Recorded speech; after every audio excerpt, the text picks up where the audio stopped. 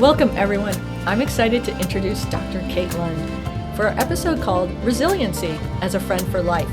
Dr. Lund is a clinical psychologist with specialized training in medical psychology from 3 different hospitals affiliated with Harvard Medical School. Dr. Lund also has an important 7-pillar strategies helpful for developing resiliency in children, and also that can benefit adults as well. So whatever age you are, here we go. This is going to be exciting. What is fantastic besides the pillars benefiting children is that it can help people of any age, circumstance, and experience. Welcome, Dr. Lund. Thank you so much for having me. I really appreciate it. I'm glad to be here. Yeah, we're very excited about that. Now, for some of us that have grown up knowing resiliency, obviously there's a lot of different levels, but how do you define resiliency in our behavioral world?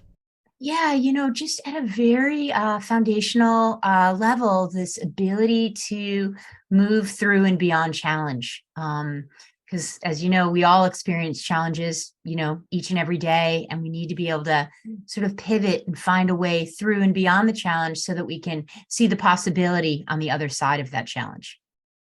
Now, what's great about your strategy is you actually have pillars for it. So would you describe a little bit about those for someone who's not familiar with them? How would you describe those? Because we want people to feel like, it's going to take time if you've never understood how to develop them or understand or recognize them. And training does, can have some repetition, but we want people to really have resiliency as a friend in their life. Like it's automatic to brushing their teeth and things like that, but they need to know those pillars before that starts.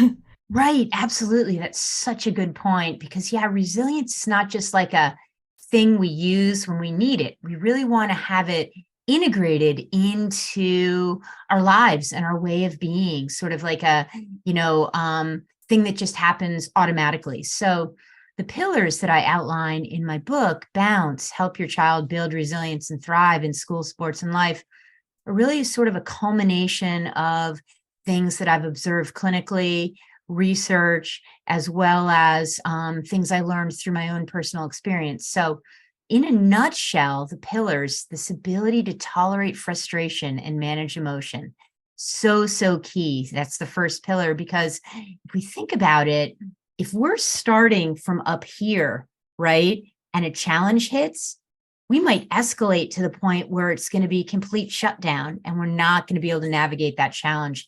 So we want to be managing our emotions sort of in a way that we're quieting our mind each day consistently. So it becomes sort of, as you mentioned, Andrea, like brushing your teeth. And folks can have different ways of quieting their mind. It can be exercise, it can be meditation, it can be time outside in nature, it can be a cup of coffee with a friend. I mean, there's so many different ways, right? But the key is finding a way that works for you and helping our children to do that. So that's the first pillar. Navigating friendship and social pressure, second pillar. And that's so important, this idea of helping our kids, helping ourselves understand and appreciate individual difference. We're all coming from different places. We need to appreciate, we need to understand, we need to not cut other people down because they're different. So that's a really important pillar, in the mix. Sustaining focus and attention is another one. Developing confidence, building courage, motivation. Motivation is a big pillar. We want that motivation to be intrinsic, coming from the inside out. And we help our kids to develop that intrinsic sense of motivation by helping them to understand their passions, understand their aptitudes, understand their strengths, again, within their own unique context. Because we've all got different contexts, but we want our children, we want ourselves to flourish within the context that is our own. And then finally, optimism is the 7th pillar that I describe in the book. Those are the pillars in a nutshell. Those are fantastic. And what's so great about a lot of podcasts that are out there, there's so many wonderful, incredible podcasts, and a lot of them have one person. And when you mention those differences, like respecting other people's differences and understanding that sometimes when you learn about another person, you actually are growing yourself, you're evolving yourself. It's great because in our hosts, we all come from such diverse backgrounds. It's, none of us have had the same upbringing.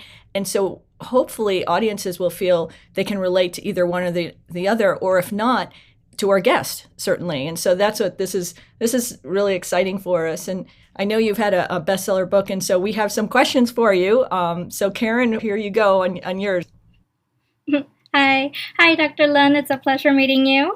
Well, it's nice to meet you too. Thanks for having me. Of course.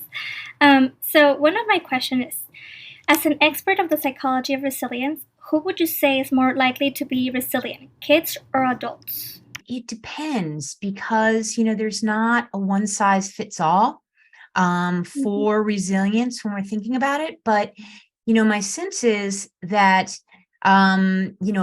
adults will have more experience, more opportunities to practice being resilient, to sort of develop those skills.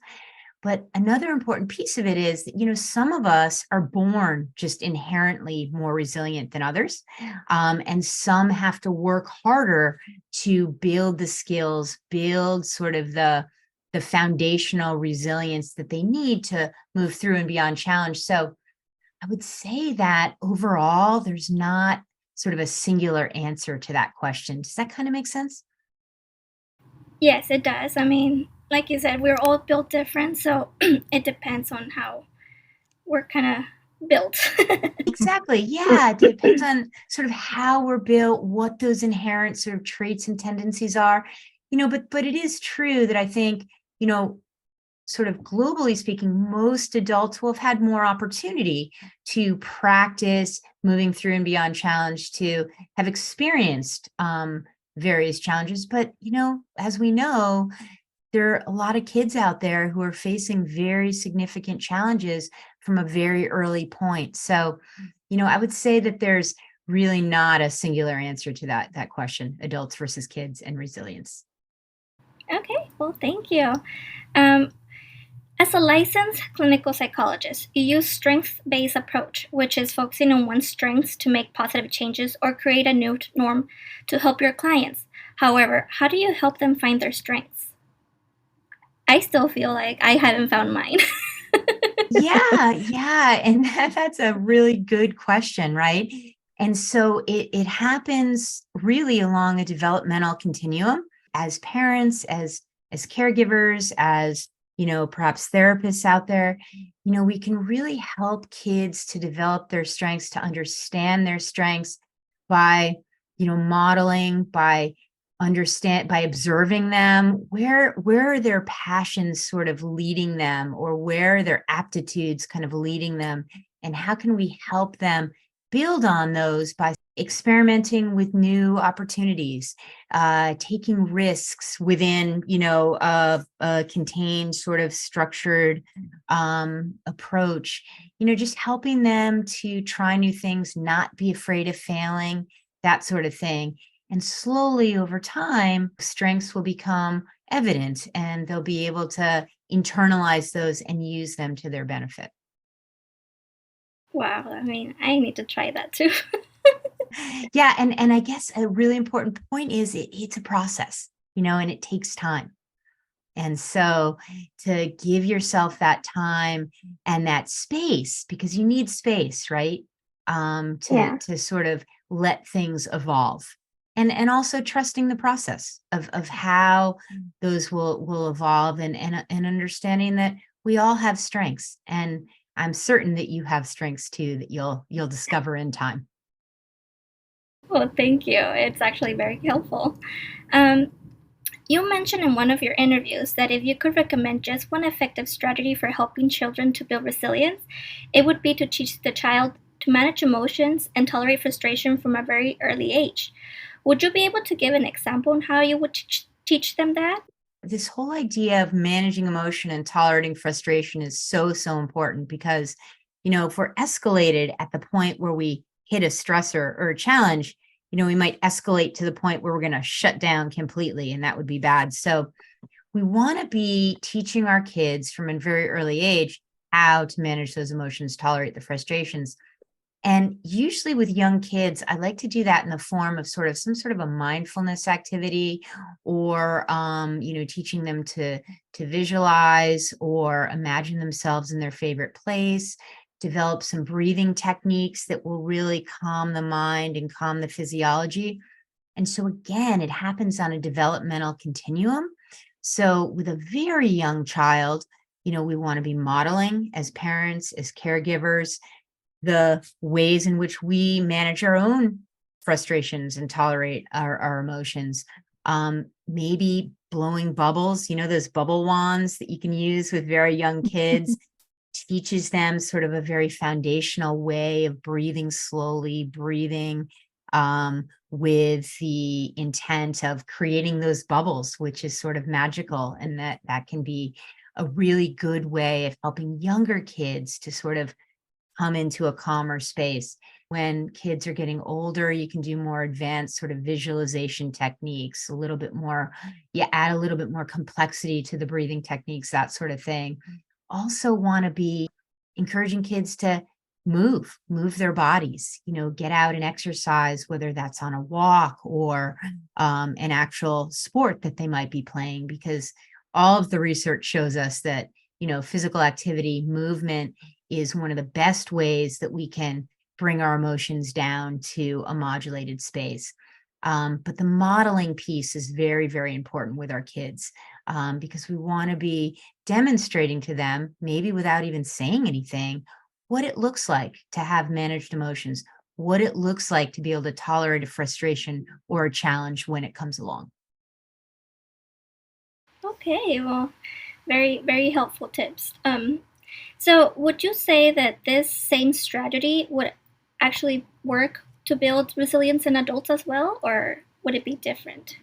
Absolutely. Same strategy. Obviously, the techniques that we could use for managing emotion, tolerating frustration might get more complex, but really at a foundational level, it's the same thing. I love talking with my adult clients about meditation, about mindfulness techniques that they can practice on a daily basis, maybe for 2 minutes at a time, maybe for 5 minutes at a time, that sort of thing. Probably the toolbox gets bigger as we move towards adulthood, but really the fundamental strategies are the same across age groups. Okay, thank you so much for answering my questions. Sure, absolutely. I can see all these people now racing to go get their magic bubbles, their sets ready to go, putting it on their birthday and holiday list. And those are so incredibly effective with like the little kids. Oh my goodness. Yeah, it's very cool. What's great about podcasts too is if people, say they're in their car, they can't necessarily take notes. You can listen to this again, and so often you pick up another lesson the next time or the third time. And we purposely made sure the Little Star Light podcast is for viewers too, because it's great to see the people that we're all in this together. This is life. We're all in this together. And so it's kind of like this community that we're building. So that's really cool.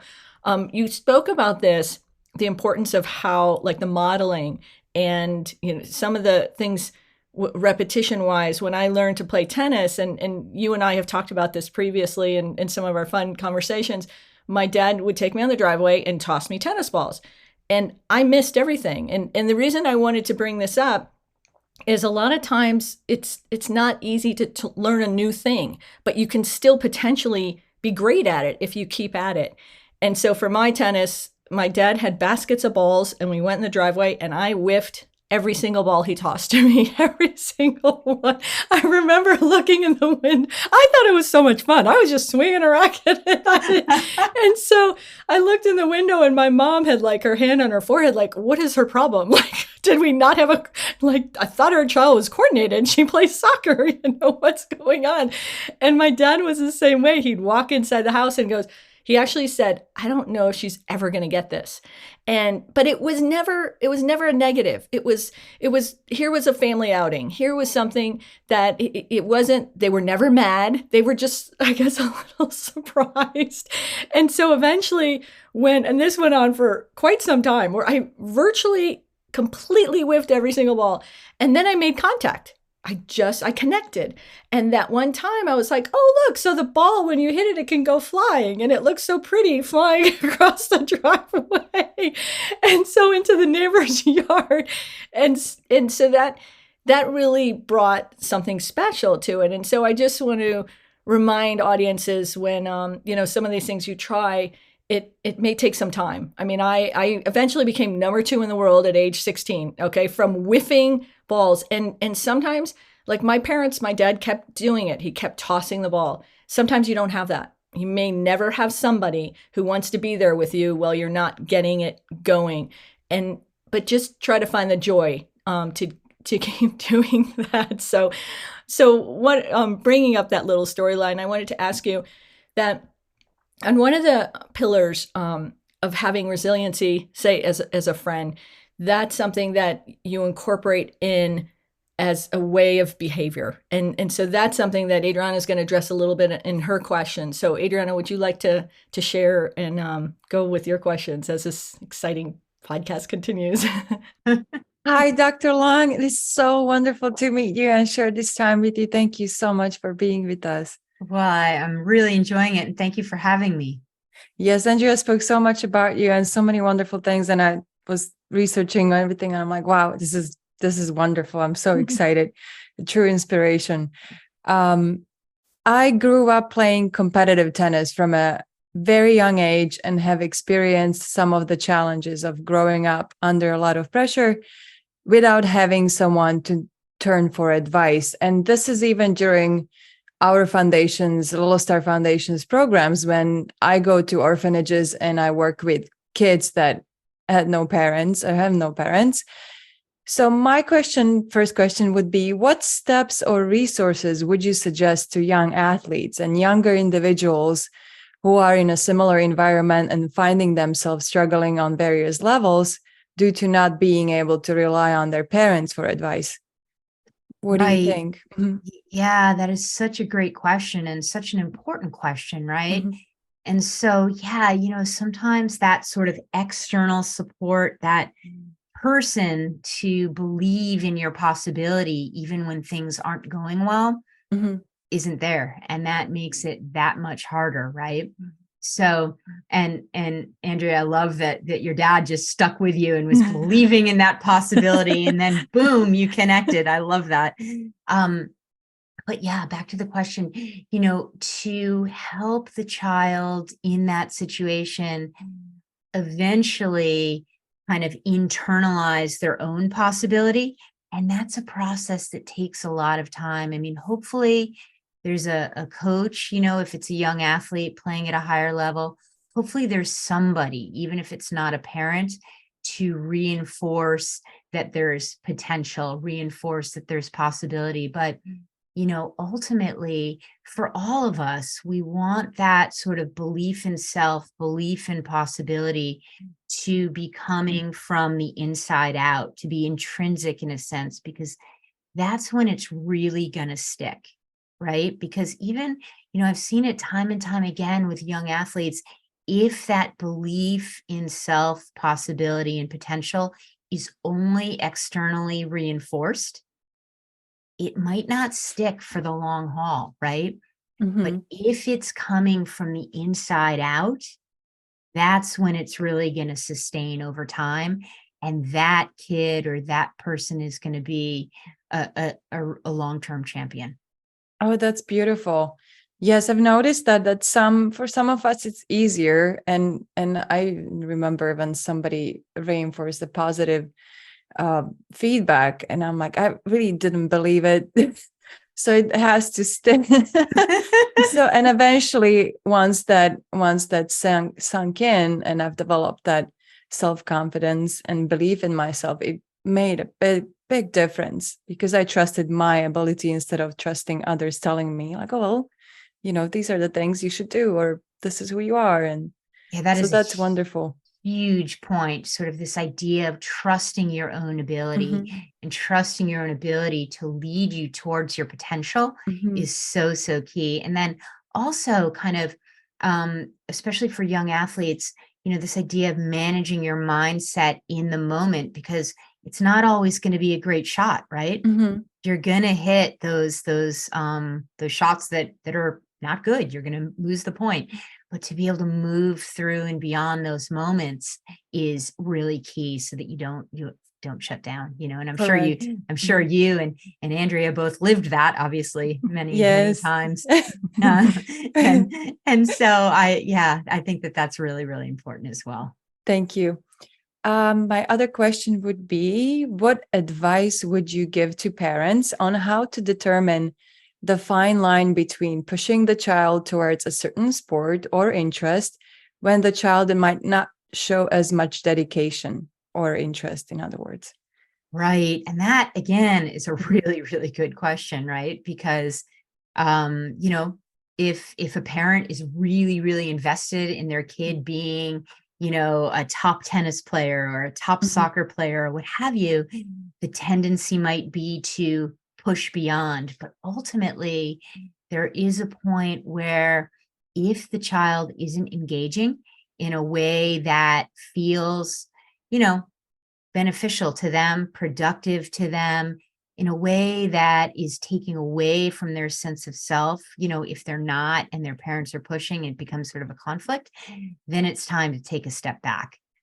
So if there's more negative energy being sort of generated than positive energy, it's really time to take a step back and let the child kind of navigate and decide for themselves which direction they want to go. It's a developmental continuum too, right? If the child is not developmentally in a place where they're able to kind of make those kinds of determinations for themselves, maybe a little extra sort of intervention or involvement on the parent side. As a child gets older, as they hit adolescence, and they're still not engaging at a full kind of level in a way that is productive or positive for them, it's time to take a step back and let the kid decide. Because, again, if it's just externally reinforced, if they're just playing because their parents want them to play, that's not sustainable. Correct. Wow, that's so important. Thank you for sharing that. Yes, so many kids, we love pleasing our parents. We want them to be proud of us, and then in the process we forget, oh gosh, I forgot to enjoy this. Right. Yeah. And I played junior tennis on a much lower level than you two, but I had friends. So I was out there playing. I truly loved it. And I had grown up with this medical condition called hydrocephalus, which prevented me from playing any contact sports. So tennis kind of became my thing. And I just loved it. I was out there playing. I had some medical hiccups. And each time I got back on the court, I was just so happy, right? I rarely won the tournaments. I really rarely won the tournaments. I came in runner-up many times to my best friend out there, who I'm still close with to this day. But we observed many kids out there playing because their parents wanted them to. And there was no joy. They might have won the tournament, but didn't mean a lot, right? And that felt sad to me. They might have gone on to college and played for like half a season and then tanked because it wasn't coming from the inside out. And that feels sad for me, And I was lucky, even though I didn't win those tournaments, I really enjoyed the time that I played, and I even played in college for a little while and wasn't one of the top players, but had fun with it. And really is, an important part of my identity, even to this day, but it came from the inside out. Never was it pushed from the outside in. Oh, that's so wonderful. I think that's really important to realize that it has to come from us first and most. A question for you. And sure. I mean, these were all questions for you, but this one is towards your profession. You have been a clinical psychologist for many years and have been helping many individuals for many years. What are some of the challenges in your field of work? Oh, wow. Well, there are lots of them, right? But it's also so rewarding. So challenge in what way? Sort of from what direction would you say?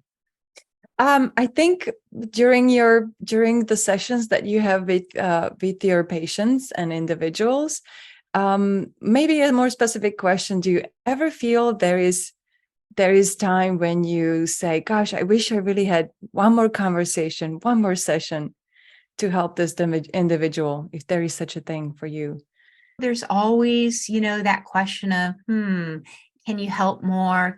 But Yeah. I haven't really felt that too much. I felt like my sessions have been, productive, and we've done what we can. I mean, Mhm. there are always sad moments where, there's a point where, there's a point where you can only kind of offer so much.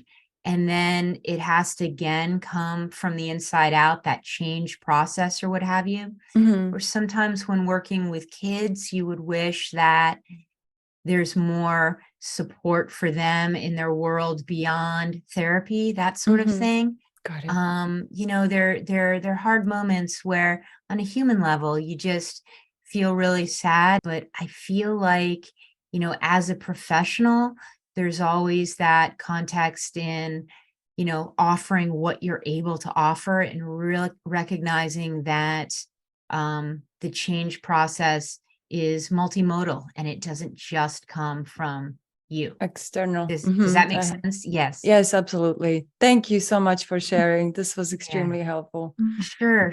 So it's a balance. It's a Yeah. balance. Yeah, I can see that. And that's wonderful to know that balance. That's Mhm. sometimes how I feel during our programs with Little Star Kids, that, oh my goodness, I wish there was more. I wish I could do this and this and that. But as you said, it cannot just come from either one person or external source. It has to come from both. And it has Of to be a course. balance. Yeah, balance, right? And then also, and I imagine this is the same for you in working with the Little Star Kids, caring for yourself as well, so that you can bring your best each and every time that you're interacting with the kids and offering services and that sort of thing. So that's another important piece, and easier said than done sometimes, right? Oh, absolutely. Very much so. It's like a Mount Everest we are trying to climb every day. Right. Exactly. Yeah. So it's easier said than done, but to give yourself sort of the grace to know that you're doing the best that you can, and that you're offering what you can in those moments. Understood. Thank you. Dr. Lund, that was an important point that you just brought up, the caregivers, because so often caregivers are getting burnt out.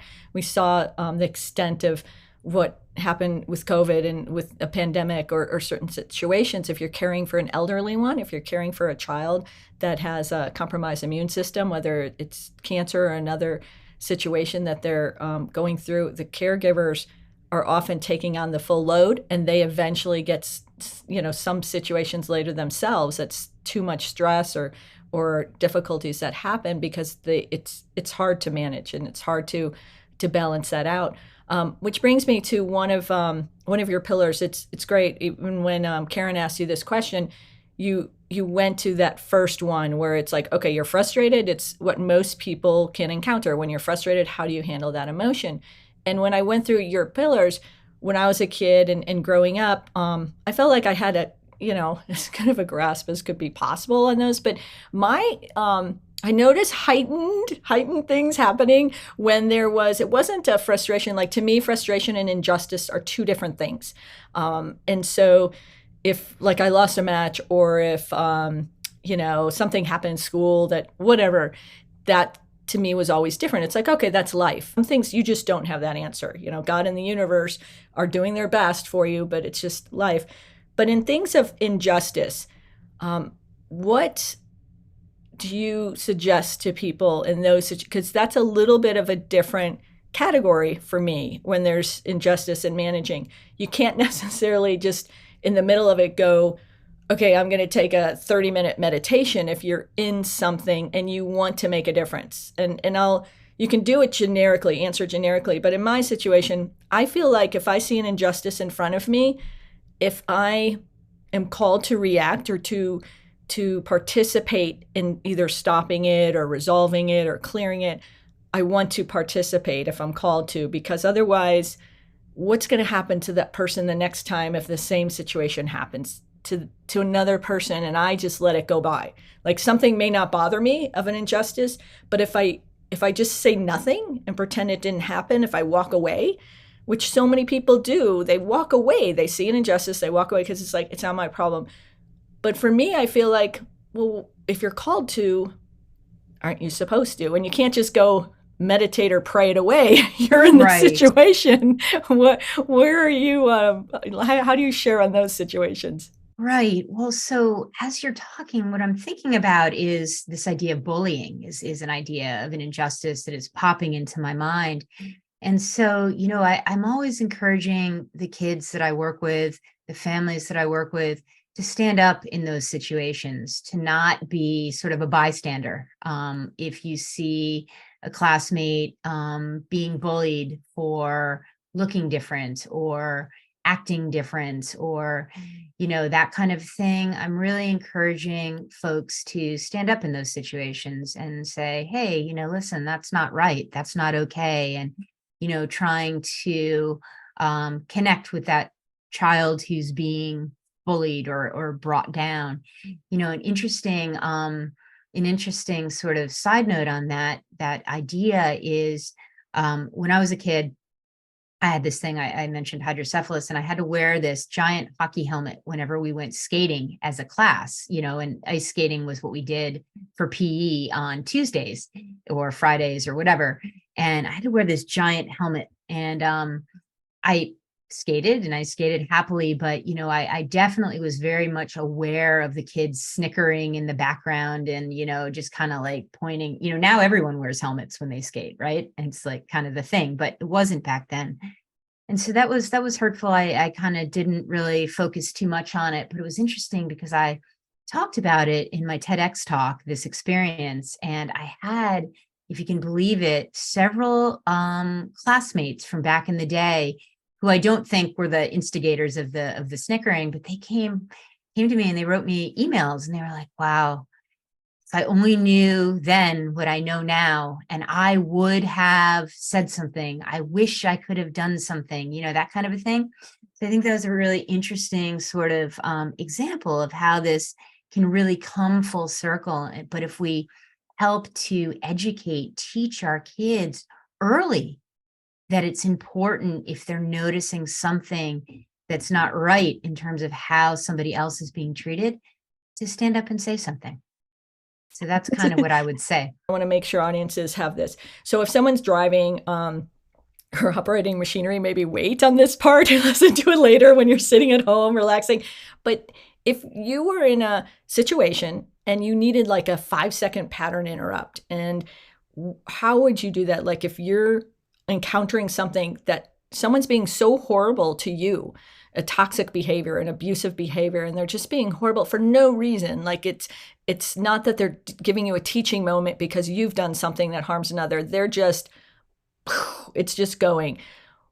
How do what is like a 5-second pattern interrupt? Because does someone go to their happy place? Do they just close their eyes and meditate? Do they, if they're, say, in a car and they can't get away from this person, would you, granted, and I want to make sure everybody knows this, if you're in a situation that's unsafe, there's 911, there's some other situations, 988, locally trained professionals, that, of course, that. But this is a situation where it's like, oh yeah, it might spark something for a person with your suggestion. Do you just be quiet and chill and meditate, or how would you do that? Yeah, in my mind, I would sort of take that proverbial step back, count to 5, take some deep breaths, that sort of thing. And I really do believe that is a more productive way to respond than to sort of respond outwardly or, kind of shoot something back without taking that step back to think about what the response might be, or maybe no response is the way to go.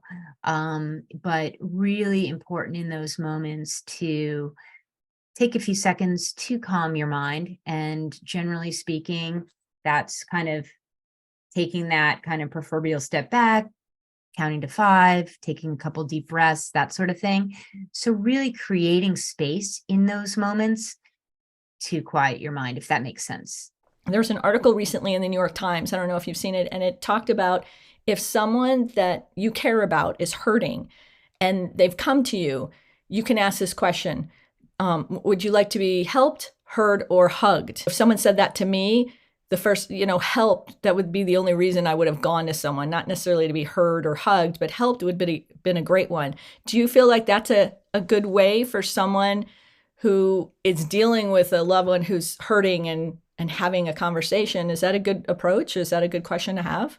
Yeah, absolutely. Because it sort of opens it up. It opens up the possibilities for, what's going to be the most helpful in that situation, or what's going to, kind of, because helping was one of the options, but, what's going to kind of move that situation forward in a positive direction, in the best possible way. But that's a great article that I need to check out. I have not actually seen it.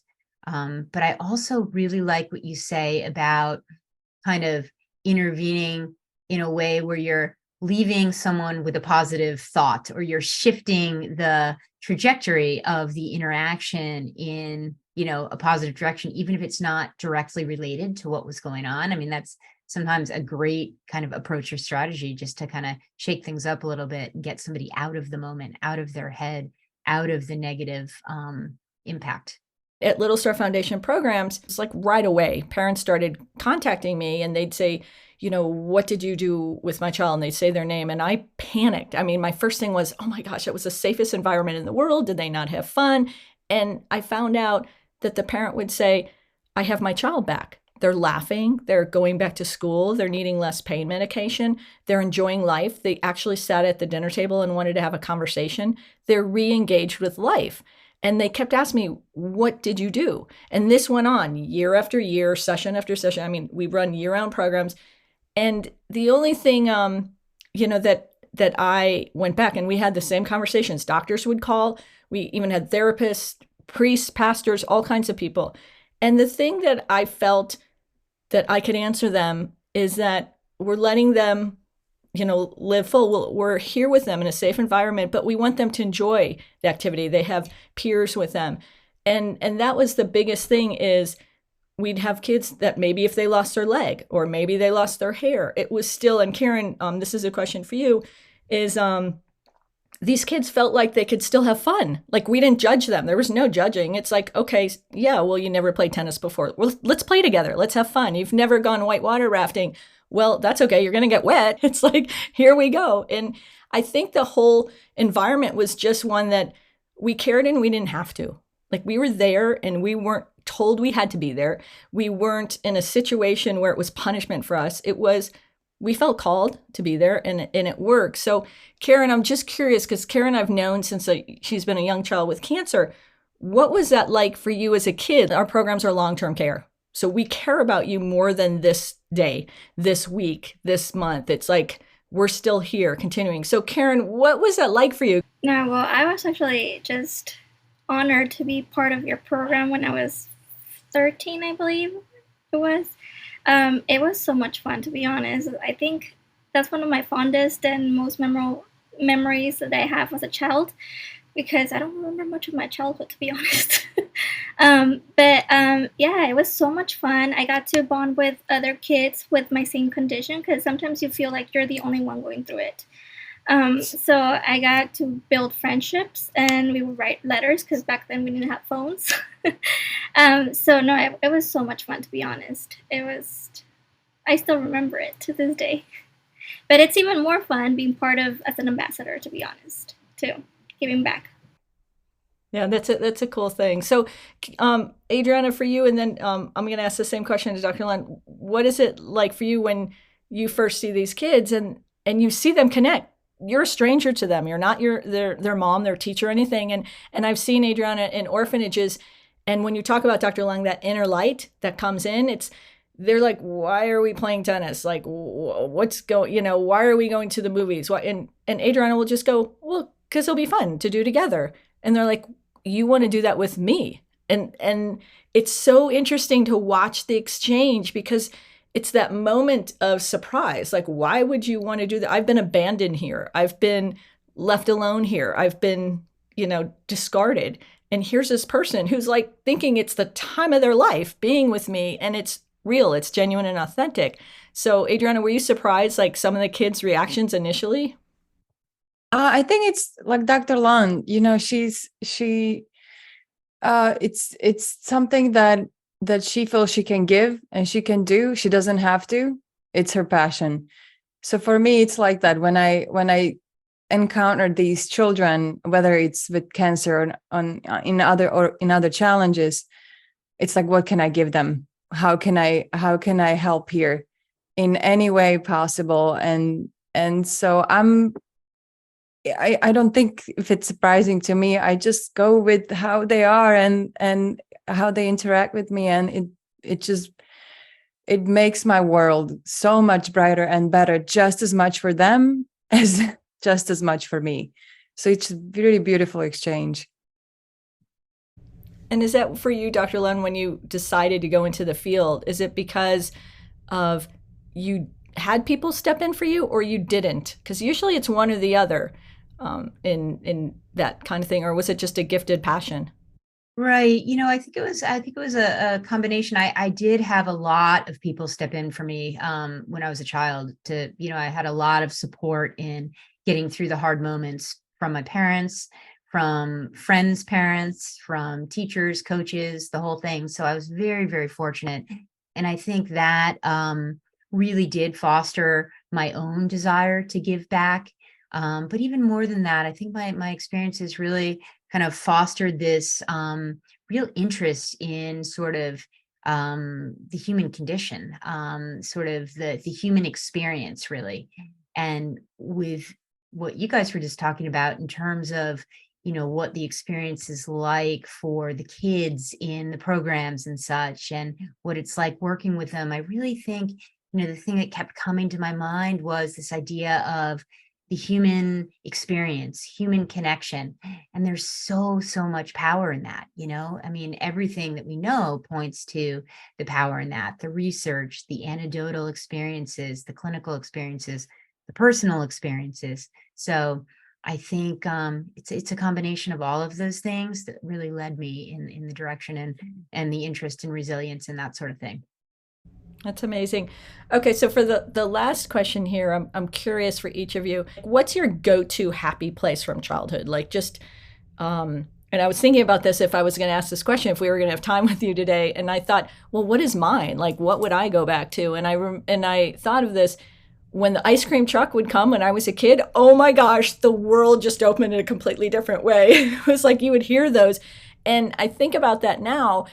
Kids, aren't necessarily able to go out on the street and run down the street and take money with them and go see an ice cream. The safety now and the things parents have to worry about, completely different. And that to me is like one of my greatest joys. And you look back and you go, wow, do kids get that anymore? So, but that was kind of a fun thing for me. I just remember I would, no matter where I was in the neighborhood and I heard that was like, oh, and it wasn't even like I liked the ice cream. It was just that whole magical connection, the bells and the truck going.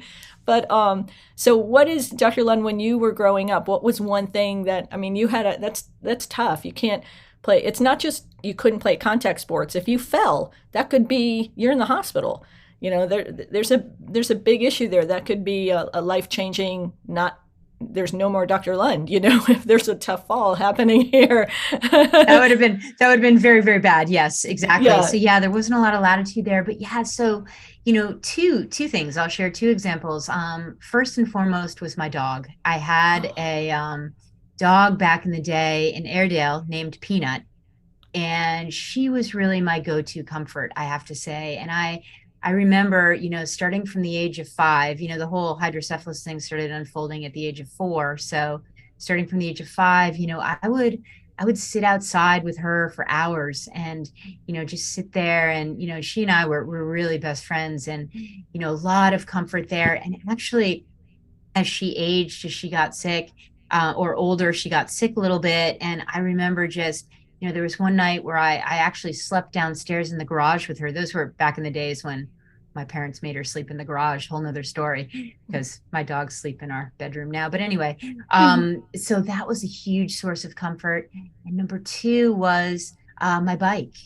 I loved to ride my bike, and I think it took on an increased sense of meaning for me because there were moments when I couldn't ride my bike.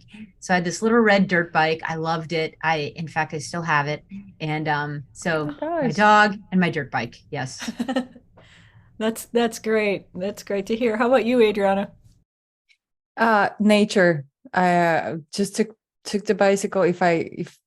Nature for sure. I had a very specific place where I always ran, even if not a bicycle, I just ran there and sat in the grass and looked around for birds and stuff. So calm me down. That's a good one. That's great. That is really good. When I think maybe in tennis, people used to say I was pretty fast on a tennis court and could get to a lot of balls. I think it was probably because I was chasing the ice cream truck all the time around the neighborhood. You can't do that anymore. Karen, what about you? You're on the Dr. Lund side. I mean, Adriana and I, we had, nature and animals and tennis, but very different styles. You and Dr. Lund had medical situations, life-threatening. So but it's almost even more important to have those things that just make you laugh. So did you have anything that if you think about, and even now you would just burst out laughing going, wow, I remember that? Not and really, if not, to be honest. That's okay. No, but I was a big fan of Scooby-Doo when I was young. So every time I felt sick or I was in the mood of doing anything because of treatment or something, I would just be watching Scooby-Doo, and that would actually... Scooby-Doo was my... I still watch it. Nice. So that's awesome. Oh my goodness, I love it. That's awesome. And that's a great thing, because anyone that's listening, if you've had a childhood where you can't remember anything that was special or that just makes you laugh or brightens you, it's Karen didn't have that. She just explained that, but she's one of the kindest, warm-hearted, giving, wonderful, special people. I mean, and so it's the whole thing that we've talked about with, that neuroplasticity situation, where it's no matter how you grow up, no matter what age, what your circumstances, and that's what we used to share at Little Star Foundation. Regardless of your situation, let's live full. Let's have fun doing it together, but there's still possibility to live full. So it's wonderful to see. I mean, all of us have had such really special stories, but Dr. Lund, you've changed, people's lives, kids' lives, and families' lives, and if you would you like to share your book title for people who haven't gotten it yet? It's already been, one of those. You're a best-selling author, but if you'd like to share that before we close, we certainly want people to be able to. Well, they can listen to this again, but there's a deeper dive in the book for sure, and Bounce. Sure. Well, thank you. Yeah, the book is called Bounce, Help Your Child Build Resilience and Thrive in School, Sports, and Life. And we take a deep dive into those 7 pillars of the resilient child that we talked about earlier. And also an important point is these pillars apply, as you mentioned earlier too, Andrea, to all of us across the lifespan. And so there's some value there too, I think. Absolutely. And the modeling is something that we all... There's no one's ever going to be perfect. We're all doing the best we can. And to let anyone whether it's your coworkers, your family, your friends, your children, whatever it is, it's like, let people know, hey, I'm a work in motion as well. And for them to be able to communicate to you, like, I really love how you do this, or this one is a little harder for me to handle. That communication can help. But anyway, thank you so much again, Dr. Lund. Thank you so much, Dr. Lund. Thank you. Thank you for having me. I greatly appreciated it. This was fun. Thank you. Yeah, absolutely. Like on behalf of all of us and everyone at Little Star Light, for you and also for our audience, we're definitely sending light and gratitude and appreciate that. And thank you. And I feel like Dr. Lund, we're new friends now with each other, but maybe we'll get out on the tennis court with Adriana will join us, and we'll get out there. And if not, maybe just have lunch together or something one of these days with all 4 of us. So that would be awesome. I would love it. That would be awesome. All right. Thank you so much. Thank you so much. Thank you, guys. Thank you. Thank you, guys. Bye. See you.